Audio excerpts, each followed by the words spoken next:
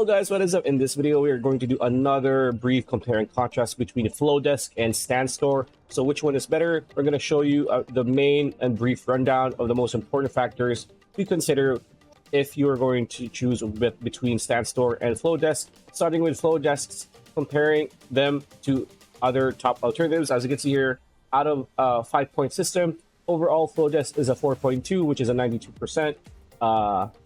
Ease of use is 4.4, customer service is 3.9, features is 4.1, and value of money is 4.2.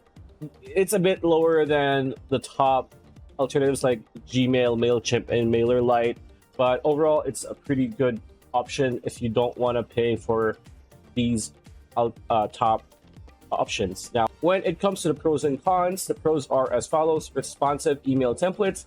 It's very affordable, and there is a free trial available, so you can try it out before you can decide. And the cons are as follows: there are no SMS tools, very few email templates, and very limited customer support, which is a bit of a bummer.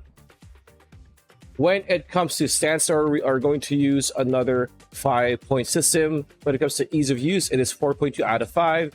Customer support, 3.8 out of 5. Tools it offers, which is marketing, SEO, and product tools, 3.8 out of 5. 25-point feature checklist is 4.1 out of 5. Testing projects is 4.2 out of 5. Customer user rating score, 4.8 out of 5 with almost 200 users. And overall rating is 4.15 out of 5. Now, the pros and cons of StanStore are as follows. The pros are user-friendly interface, no sales commissions, only basic features for creators that keep it simple, built-in email list builder, simple and eye-appealing landing page templates, and a great link in bio option.